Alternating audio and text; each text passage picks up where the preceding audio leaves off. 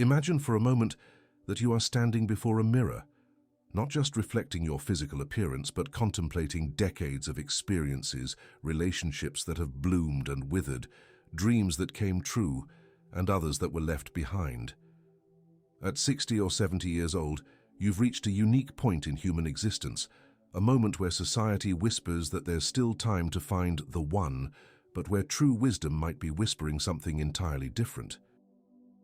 Napoleon Hill, the great scholar of human success, dedicated his life to understanding the mechanisms that govern our personal fulfillment. And among his most profound discoveries was a truth that is uncomfortable for many. There are moments in life when our greatest achievement isn't finding someone, but finding ourselves in our purest and most authentic totality. We're not talking about bitterness or giving up here. We are exploring a much more sophisticated territory, the recognition that after decades of navigating the complexities of relationships, learning about compromise, adaptation, and often losing pieces of our essence in the process, a moment may come when consciously choosing a life without a romantic partner is not a defeat, but a supreme victory of self-knowledge. Think about the last relationships you've witnessed or lived through. How many times have you seen people molding themselves to fit into someone else's expectations? How many conversations have revolved around, "He doesn't like it when I," or "She always complains that I." The uncomfortable truth is that many relationships, especially in maturity, become constant negotiations of identity, where two already formed individuals try to fit together pieces that were perhaps never meant to complement each other. There's an extraordinary freedom in waking up in the morning and asking yourself only, "What do I want to do today?" without needing to consult someone else's schedule, preferences that aren't yours, or navigate the complex dance of pleasing another person who might be in a completely different phase of life. This isn't loneliness, it's personal sovereignty. Napoleon Hill often spoke about the importance of aligning our mental energy with our highest goals. And what if, at this stage of life, your highest goal is simply to be entirely yourself, without filters, without concessions, without the constant need to explain or justify your choices to someone who is experiencing a completely different journey? This initial reflection invites us to question not only if we need a partner, but if we want the emotional responsibilities, the commitments of time and energy that inevitably accompany any significant relationship. Sometimes the most courageous answer is a gentle but firm, "No thank you to this dance we've done so many times before." At 60 or 70, we are living libraries of emotional experiences. Every past relationship has left its mark, created its neural pathways, and established its response patterns. Napoleon Hill deeply understood that our thoughts become our realities, but he also knew something few dare to admit. Some patterns, when crystallized by time, become practically unchangeable. You observe the people around you in this age group who are in relationships. How many times do you hear the same arguments they were having 20 or 30 years ago? The same points of friction, the same power dynamics, the same emotional triggers being set off repeatedly. This happens because, neurologically speaking, our brain has already carved deep paths for how we respond to love, conflict, and intimacy. Starting a new relationship at this stage essentially means trying to teach two very old dogs new tricks, you and the other person. You both arrive carrying decades of, "This is how I do things, this is how I communicate, this is how I show love." The flexibility we had in our 20s and 30s to adapt and grow alongside someone just isn't there in the same way. There's a brutal, yet liberating honesty in recognizing that your emotional patterns are what they are. That you know exactly how you react when you feel rejected, how you behave when you're in love, what your defense mechanisms are. This isn't a limitation, it's profound self-knowledge. And perhaps that's precisely why you shouldn't put this complex and well-calibrated system at risk again. Think of how much energy you've already spent trying to fix emotional patterns, either yours or a former partner's. How many couples therapy sessions? How many circular conversations trying to explain why you need space when you're processing something, or why your way of showing affection is different from what your partner expects to receive? Napoleon Hill spoke about the importance of focusing our mental energy on the goals that truly matter. And what if, At this stage of life, forcing two sets of crystallized emotional patterns to coexist harmoniously is simply a monumental waste of that precious energy. What if the real wisdom is accepting that you already intimately know your own emotional dance and that you don't need to teach the steps to anyone else? There is a deep peace in not having to explain why you need silence in the morning, or why certain dates are meaningful to you, or why you have specific rituals that help you feel centered. Your emotional patterns built over decades deserve to be respected in their entirety, not negotiated or adjusted to accommodate the emotional needs of another person who is equally crystallized in their own patterns. If there is one inescapable mathematical truth in life, it's that time is finite. At 60 or 70, you are no longer operating with the illusion of infinite time that accompanies youth. This awareness can be frightening at first, but when fully embraced, it becomes one of the greatest tools of discernment you can possess. Napoleon Hill always emphasized the importance of investing our resources, mental, emotional, and temporal, where they yield the greatest return. At this stage of life, every moment becomes too precious to be wasted on relational dynamics that drain more energy than they generate. Consider how many hours of a typical relationship are consumed by negotiations. Where to have dinner, what show to watch, how to spend the weekends, which social commitments to accept. Multiply that by the small daily frictions, the towel left in the wrong place, the television being too loud, different preferences for room temperature. Add to that the necessary conversations to maintain harmony, emotional check-ins, discussions about the future, navigating different life rhythms. Now imagine that same time dedicated exclusively to your deepest interests. Imagine being able to wake up and devote your first 2 hours, when your mind is clearest, to the project that truly matters to you. Imagine being able to travel wherever you want, whenever you want, for as long as you want, without needing to consider the limitations, fears, or preferences of another person. There is a simple math here that few dare to calculate. The time you invest in keeping a relationship running could be invested in leaving a more significant legacy, in exploring dormant talents, in experiences that nourish your soul in ways that a partner, no matter how loving, simply cannot provide. Napoleon Hill spoke of definiteness of purpose, the crystal-clear clarity about what we truly want to achieve. If at 60 or 70, your definite purpose is to write that book, master that art, travel to those places you've always dreamed of, or simply find deep inner peace, a relationship may not be a catalyst for these goals. It may be a well-intentioned distraction, but a distraction nonetheless. There are people who reach their 70s and discovered talents they never knew they had, simply because they finally had the time and mental energy available to explore. There are those who have taken the most transformative journeys of their lives traveling alone, at their own pace, following only their curiosity and intuition. Time, at this stage, isn't just about quantity, it's about the quality of focus. And it is almost impossible to maintain a deep focus on your highest goals when a significant part of your mental energy is constantly occupied with the needs, worries, and dynamics of another person. Conscious solitude is not empty, it is spacious. And in that space, extraordinary things can flourish.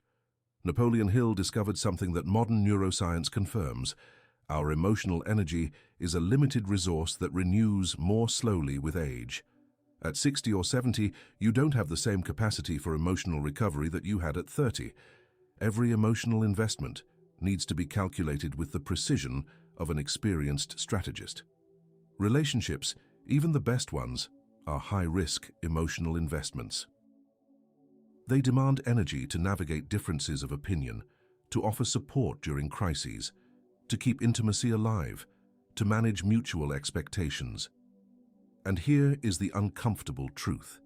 At this stage of life, you simply may not have enough emotional energy for that and for everything else that truly matters. Observe people who have been married for decades in this age group. How many of them seem energized by their relationships versus how many seem to be just following an established protocol? How many times do you hear phrases like, after 40 years of marriage, you learn to pick your battles, which is essentially an admission that a constant, low-intensity war is being fought? The emotional energy you spend tolerating habits that annoy you, mediating differences in temperament, or simply keeping the peace at home is energy that is not available for your creative projects, for relationships with children and grandchildren, for causes that truly move your heart. There's an emotional math that few people do consciously. If you have 100 units of emotional energy per day, a generous number for this age group, and 40 of those units go to keeping a relationship functioning, that leaves only 60 for everything else. Your health, your interests, your extended family, your friends, your still unrealized dreams. Napoleon Hill taught that we must be vigilant guardians of our mental energy. At this stage of life, that translates to being an even stricter guardian of our emotional energy. Every person we allow into our intimate sphere needs to genuinely ADD energy to our life, not just consume it, however gently. There is a profound difference between being alone and being emotionally available to yourself. When you are not constantly calibrating your emotional responses to maintain harmony with a partner, when you are not worried about the mood, needs, or problems of another person, your emotional energy can finally flow freely to wherever you choose to direct it. Many people discover at this stage that they have a surprising capacity for compassion and generosity, but only when those qualities arise from conscious choice, not from relational obligation. They can be emotionally generous with friends, family, even strangers, because they have preserved their emotional energy instead of draining it in a partnership that requires constant maintenance. Conscious emotional solitude isn't coldness. It is the strategic conservation of a precious resource that allows you to be your best self in the moments and with the people who truly matter. There is a profoundly liberating human experience that few ever fully have, being 100% authentic 100% of the time. At 60 or 70, after decades of adaptations, compromises, and small personality adjustments to accommodate partners, children, careers, and social expectations, you finally have the opportunity to discover who you really are when you no longer have to please anyone. Napoleon Hill spoke of ultimate self-confidence, the confidence that comes not from external approval, but from a deep knowledge of your own values and the courage to live by them. In a relationship, even the most harmonious one, there is always a subtle negotiation of authenticity. You moderate certain opinions, soften certain traits, and amplify others to maintain peace and connection. We're not talking about big dramatic sacrifices, but about the thousands of micro-adjustments we make daily. Not choosing the music we really want to hear because we know it's not our partner's taste. Not fully expressing an opinion because it might create conflict. Not following a creative impulse because it seems selfish when there are shared responsibilities. When you live alone at this stage of life, something extraordinary happens. You finally discover your natural rhythms. Maybe you find out you're naturally a night person, but spent decades waking up early to match someone else's schedule. Maybe you discover you enjoy much more silence than you thought, or that you have stronger political opinions than you ever expressed, or that your aesthetic tastes are completely different when they aren't being influenced by someone else's preferences. There is a depth of self-knowledge that only emerges when you are not constantly in relational adaptation mode. You can, for the first time in decades, experiment with yourself without needing to explain or justify those experiences to someone who may not understand or approve. This total authenticity has an extraordinary ripple effect. When you finally know and completely accept who you are, your other relationships with friends, family, community become richer and more genuine. You're no longer operating from an edited version of yourself.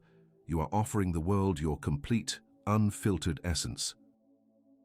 Napoleon Hill understood that true fulfillment comes from completely aligning our thoughts, words, and actions with our deepest values. This is almost impossible to achieve when we are constantly mediating our authenticity through the needs and expectations of an intimate partner. Imagine not having to explain why you want to completely rearrange your house, why you've decided to adopt a new life philosophy, or why you've suddenly decided to learn a new language or completely change your diet. Imagine the freedom to follow every creative impulse, every intellectual curiosity, every spiritual calling without having to consider how it affects or bothers someone else. This isn't emotional wildness, it's personal sovereignty. It's the difference between living an authentic life and living a negotiated version of your life. Society programs us from an early age with a false equation: solitude equals failure, partnership equals success. At 60 or 70, you are old enough to question these programs and discover that many of the fears about being alone are social constructs, not existential truths. Napoleon Hill spent years studying how limiting beliefs infiltrate our minds and become unquestionable truths. One of the most pervasive is the belief that we need a romantic partner to be complete, happy, or successful in life. But look carefully. Where does this belief come from? How many times has it been tested against your actual experience? Think about the happiest moments of your life. How many of them happened in a partnership versus how many happened when you were alone with yourself? Contemplating a sunset, reading a book that transformed your perspective, creating something that sprang from your soul, or simply feeling deeply at peace with life. The inconvenient truth is that many of our moments of greatest fulfillment are intrinsically solitary. The fear of what people will think about your choice to live without a partner is essentially giving power over your life to people who are likely dealing with their own relational insecurities. How many of those people who express pity or concern for your loneliness are genuinely happy in their own relationships? How many are projecting their own fears of being alone? There is a vast difference between imposed loneliness, which can be painful, and chosen solitude, which can be deeply nourishing. When you consciously choose a life without a partner after decades of relational experience, you are not being rejected. You are exercising discernment. Napoleon Hill spoke of the importance of distinguishing between facts and opinions. The fact is that you can live a rich, meaningful, and deeply satisfying life without a romantic partner. The opinion is that this represents some kind of deficit or failure. Your life experiences have already proven that you are capable of finding meaning, purpose, and joy regardless of your relationship status. Consider how many people you know who remain in mediocre or problematic relationships simply because they are afraid of being alone. They have chosen the familiar comfort of the known over the transformative possibility of the unknown. But you, at 60 or 70, have something they may not: the perspective that comes from experience. You have navigated losses. You have faced challenges. You have proven to yourself that you can handle life's complexities. The fear of being alone is often, in reality, the fear of facing yourself. But at this stage of life, you have probably already made peace with who you are, including your imperfections. Conscious solitude at this age isn't isolation. It's the careful curation of your life experience. It's choosing quality over quantity in your human connections, depth over social convention. There is a fascinating paradox in human development that Napoleon Hill observed, but few fully understand. The more emotionally mature we become, the less dependent we become on romantic relationships for our personal fulfillment. At 60 or 70, you may have reached a level of emotional maturity that, ironically, makes the search for a partner not only unnecessary, but potentially regressive. Genuine emotional maturity means that you have developed your own capacity for emotional self-regulation. You no longer need someone else to validate your feelings, calm your anxieties, or celebrate your victories for them to feel real. You have learned to be your own best friend, your own wisest counselor, your own primary source of emotional stability. Romantic relationships at their core often function as socially accepted systems of emotional codependence. Two people lean on each other to fill emotional gaps, offer security, and provide validation. But when you have already developed these capabilities internally, when you are already emotionally self-sufficient, a romantic relationship can actually represent a step backward, a return to dynamics of dependence that you have already transcended. Think about how you manage your emotions now compared to decades ago. You have likely developed sophisticated strategies for dealing with stress, sadness, anger, and fear. You know how to calm yourself down, how to find perspective, how to navigate emotional crises. You no longer need to call someone in the middle of the night because you're feeling anxious or seek constant reassurance about your decisions. This emotional self-sufficiency is an extraordinary achievement that many people never reach. It is the result of decades of experience, reflection, and personal growth. Why voluntarily give up that emotional autonomy to re-enter dynamics of interdependence that could compromise your inner stability? Napoleon Hill taught that our greatest power comes from our ability to control our own thoughts and emotions. When you have mastered this art, when you can generate your own states of peace, joy, motivation, and serenity, a romantic partner becomes, at best, redundant, and at worst, a source of unnecessary instability.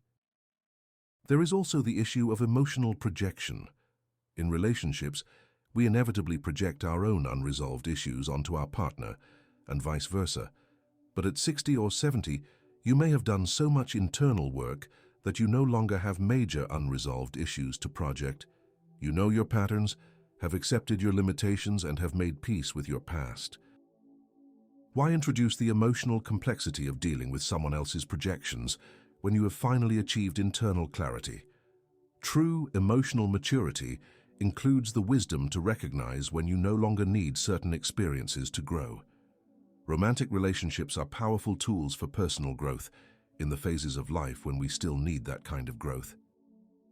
Napoleon Hill spent decades studying people who left lasting legacies, and an intriguing discovery emerged from his research. Many of the greatest contributors to humanity, especially in their later years, directed their energies towards something much bigger than personal relationships. At 60 or 70, you're in a unique position to ask, what legacy do you want to leave?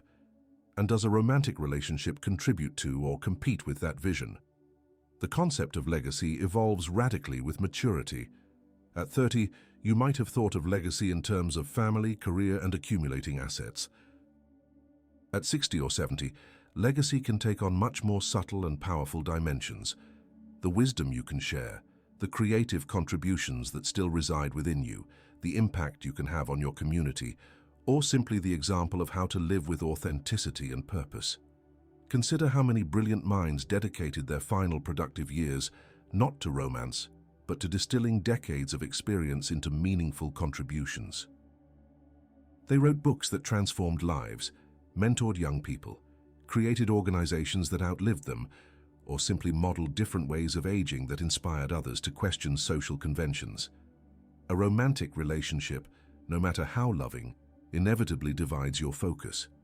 Part of your mental energy is always dedicated to maintaining harmony, satisfying a partner's needs, and navigating relational dynamics. This divided energy can be the difference between leaving an extraordinary legacy and leaving an ordinary one. There is a cruel math here. If you have, say, 15 to 20 productive years left, every year matters immensely.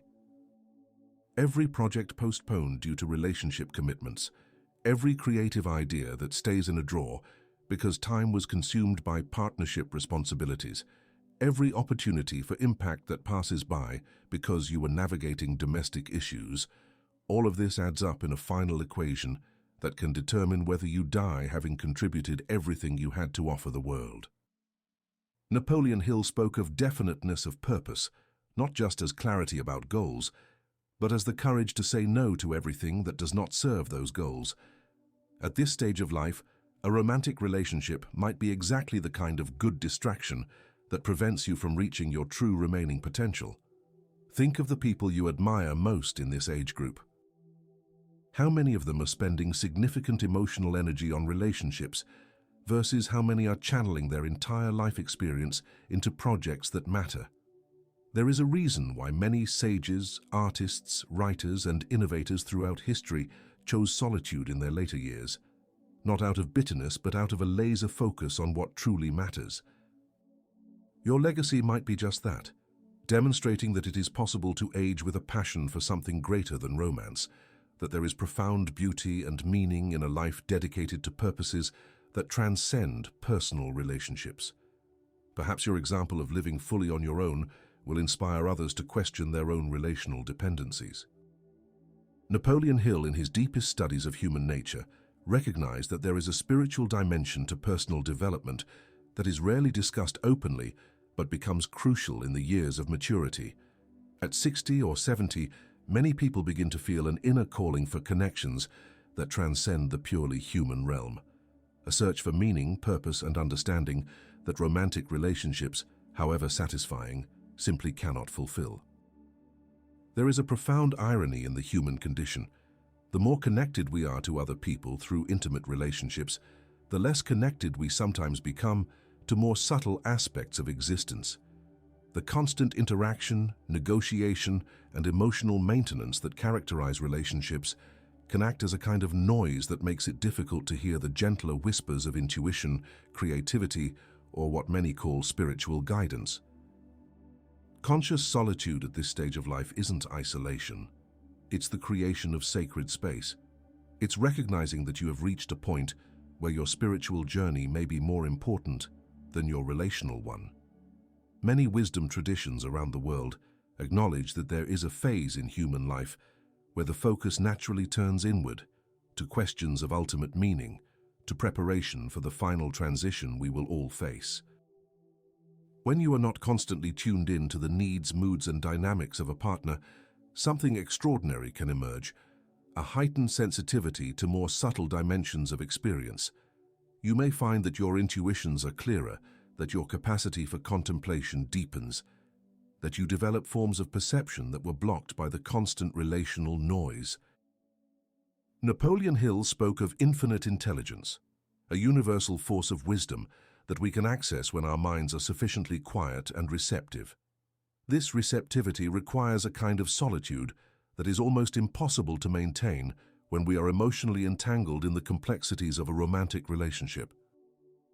Many mystics, philosophers, and deep thinkers throughout history consciously chose solitude in their later years, not because of an inability to relate, but because they recognized that their most significant contributions would emerge from silence, contemplation, and a direct connection with deeper dimensions of existence. This is not necessarily a religious journey, but a spiritual one in the broadest sense, a quest for understanding the meaning of your existence, the lessons that came through decades of experience, and how to distill all that wisdom into something that can benefit others or simply bring a sense of completeness to your own journey. Conscious solitude allows you to ask questions that are difficult to explore when part of your attention is always focused on maintaining relational harmony. Who are you really, beyond all the roles you've played? What have you learned about the nature of happiness, suffering, and love? How can you integrate all your experiences into a coherent wisdom? These are questions that require time, silence, and a quality of introspection that is nearly impossible when you are constantly in relational mode. Napoleon Hill dedicated his life to a fundamental truth. Real success is not measured by external standards, but by the congruence between our deepest values and our life choices. At 60 or 70, consciously choosing to live without a romantic partner may be the most courageous and authentic act you have ever performed, a final declaration of emotional and spiritual independence that few have the courage to make. This is not a choice that arises from disillusionment or exhaustion. It is a choice that emerges from accumulated wisdom, from deep self-knowledge, and from a clear understanding of what truly nourishes your soul at this stage of life. It is the recognition that you no longer need to prove anything to anyone, not to society, not to family, and not to yourself through relationships. There is an extraordinary beauty in a life that reaches its final phase with total clarity about its priorities. When you look back and see all the adaptations you made, all the compromises you accepted, all the roles you played to please others or meet expectations, there is a profound freedom in saying, "Now I choose to live only for myself, by my values, for my growth, for my unique contribution to the world."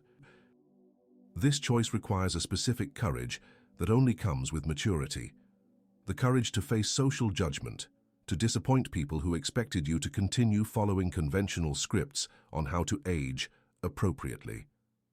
It is the courage to trust your own internal compass completely, even when it points to a territory that others consider strange or sad. Napoleon Hill understood that the most fulfilled people are often those who had the courage to live unconventional lives, who made choices based on their inner truth rather than on external approval.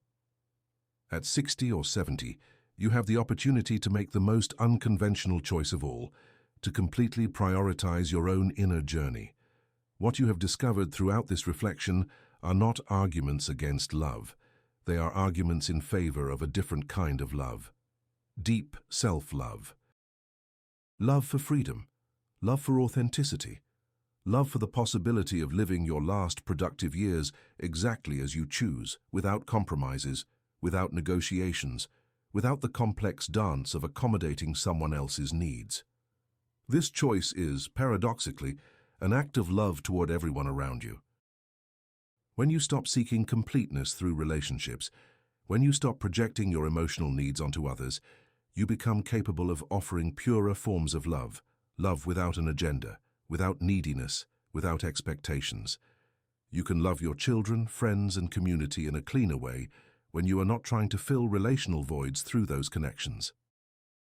Perhaps the greatest wisdom of this stage of life is recognizing that you have already experienced romantic love, navigated its complexities, and extracted its lessons. You don't need to repeat that experience to validate your ability to love or be loved. You can honor all the loving connections you've had and simultaneously choose a different path for this final phase. A life without a partner at 60 or 70, when chosen consciously, is not a renunciation. It's a graduation. It is the ultimate demonstration that you have learned the most difficult art of all, to live a completely authentic life, independent of the approval or company of others. This is your life. These are your choices. And perhaps the most powerful choice of all is to simply be completely, unapologetically, magnificently yourself.